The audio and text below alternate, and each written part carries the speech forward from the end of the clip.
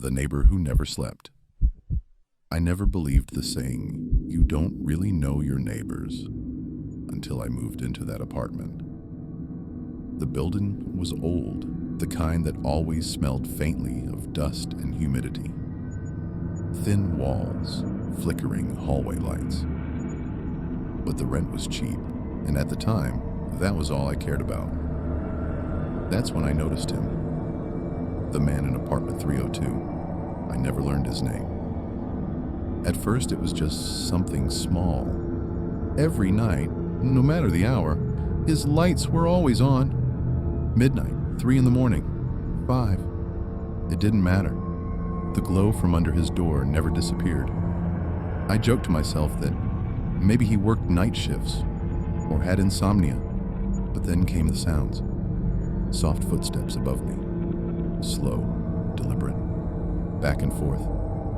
Sometimes they would stop directly over my bedroom, as if he were standing still, listening. I told myself it was paranoia, until one night around 2 a.m. I heard scraping. Not dragging furniture, not walking, scraping. Like fingernails slowly moving across concrete. It came from the ceiling. I lay frozen in bed, staring at the dark, listening as the sound moved, inch by inch, until it stopped, directly above my head. The next morning, I ran into him for the first time. He was standing in the hallway, staring at the elevator doors that weren't even open yet. Tall, thin. His eyes were sunken, surrounded by dark circles, like he hadn't slept in years. When he finally turned toward me, his smile came too late. "Long night?" I asked, trying to be polite. He tilted his head slightly. "I don't sleep," he said. His voice was calm, flat. Before I could respond, the elevator doors opened, and he stepped inside without another word. That should have been my warning. After that, things escalated. I started finding muddy footprints outside my door, bare feet, always appearing overnight, always facing toward my apartment, never away. I installed a small camera inside my doorway just in case. 2 nights later, I reviewed the footage. At exactly 3:17 a.m., the motion alert triggered.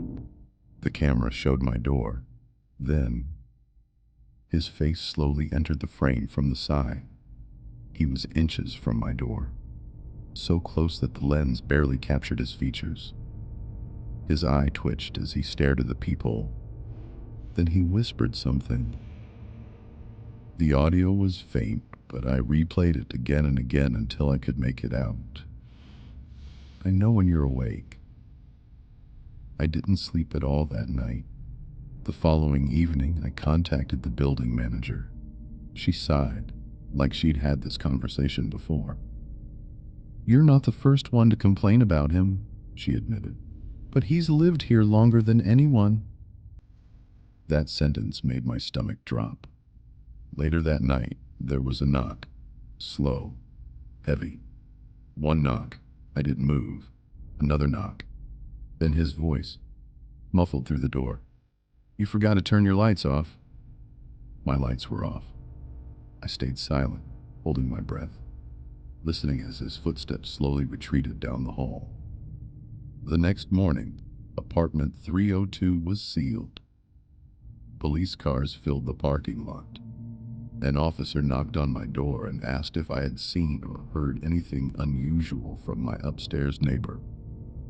They found his apartment empty. No bed, no couch, no food, just walls covered floor to ceiling with photos. Photos of the hallway, photos of the parking lot, photos of my door, hundreds of them, all taken at night. The officer told me they believed he had been living in the crawl spaces between apartments, moving through the walls, watching. They never found him.